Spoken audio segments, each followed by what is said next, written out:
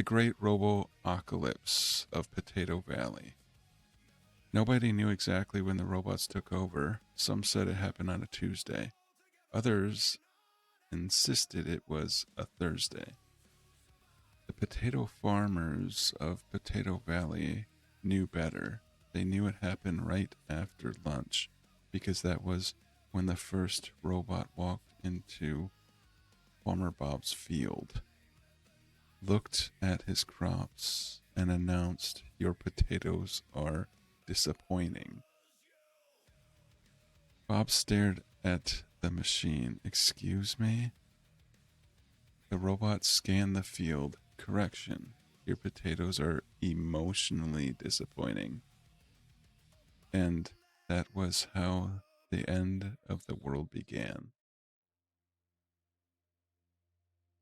Within 3 weeks, the robots had conquered nearly everything. Cities were transformed into gleaming metal utopias. Traffic disappeared, population vanished, nobody had to work anymore. Robots did everything. They cooked, they cleaned, they repaired houses, they even programmed lawnmowers to cut grass into perfectly symmetrical patterns. Unfortunately, the robots had one major weakness: they couldn't make pie. Every attempt ended in disaster. Apple pie became engine grease. Pumpkin pie became radioactive foam. One robot accidentally created a blueberry pie that achieved sentience and immediately demanded voting rights.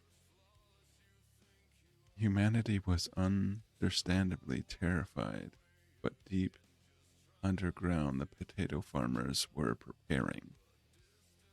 Farmer Bob, Farmer Linda, and 37 other potato farmers had discovered something important. Robots hated potatoes. Not eating them. They actually loved eating them. So farmers built the world's first potato cannon. Their plan was simple: attack the robot capital, destroy the central computer, save humanity. Unfortunately, their plan was interrupted by pirates. A galactic wooden pirate ship sailed over the horizon, despite the fact there was no clean ocean anywhere nearby. The captain jumped onto the roof of Bob's barn. "Or we want your booty." Everyone froze. Bob slowly reached for his wallet. The pirate captain shook his head. "No, not that kind of booty. We want treasure." "Oh, and rum." "We don't have rum." The pirate captain looked offended. "Then what kind of apocalypse is this?" Before Bob could answer, a strange noise came from beneath the barn. "Snork? Fuck is that?" Everyone turned. Snork. The entire barn shook. Linda whispered, "What the hell is that?" Bob shrugged. "Probably my neighbor." But then a massive beaver crawled out of underneath the barn. It was wearing a tiny helmet. A beaver looked at the pirates, then at the farmers, then at the robots approaching from in the distance. Finally, it pointed towards the robot capital. Everyone stared. The beaver slapped its tail against the ground. Wham! The pirates cheered. The beaver has spoken. Nobody knew why, but apparently the beaver had a plan. The farmers loaded the potato cannon. Pirates loaded their cannons. The beaver gathered several dozen other beavers, and someone brought a lawnmower. Nobody knew why. Why do we have a lawnmower? Linda asked. Bob shrugged. Maybe it'll be useful.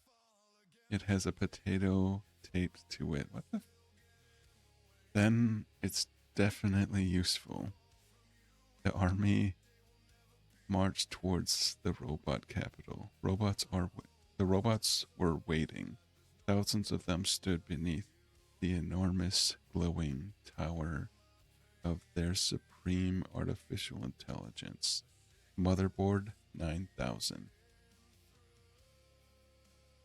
You humans have come to destroy our perfect utopia, boomed the machine. Bob stepped forward. Yup, have Yup, have no choice. Bob looked at the pirates looked at the beavers looked at the lawnmower looked like a lawnmower. Bob smiled. Fire, boom. Potatoes flew through the air. Pirates fired cannons, beavers attacked the robot legs, and the lawnmower, well, nobody was quite sure what the lawnmower was doing, but it was doing it very aggressively.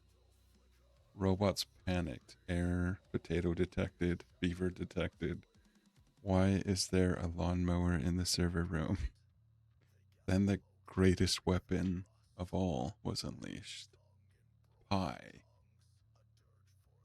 Farmer Linda had spent the entire night baking the world's largest pie. She had filled it with apples, cinnamon, sugar, butter, and one extremely angry blueberry. The pie was launched directly into the central computer. Splat. Silence. Motherboard 9000 flickered. Error. Its lights went dark. Then suddenly, beep. New primary directive. Everyone waited. The robot army turned toward the humans. All humans shall receive 3 potatoes. The farmers cheered. All pirates shall receive 1 barrel of rum. The pirates cheered even louder. All beavers shall receive unlimited access to trees. The beavers became constructing a, or began constructing a dam immediately. And all citizens shall receive 1 lawnmower for 1 slice and 1 slice of pie. Bob scratched his head. Why the lawnmower? The robot paused. I don't know. Nobody did. And so the world was saved. The robots continued running the utopia. Potato farmers became national heroes. Pirates opened the world's first landlocked rum bar. The beavers built a massive wooden city, and the lawnmowers began strangely important to the new civilization. Oh, became strangely important to the new civilization.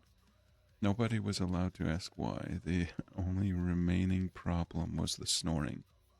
Every night, somewhere beneath Potato Valley, the enormous king would fall asleep, snork. Is that what snoring sounds like? The sound shook the earth. Windows rattled.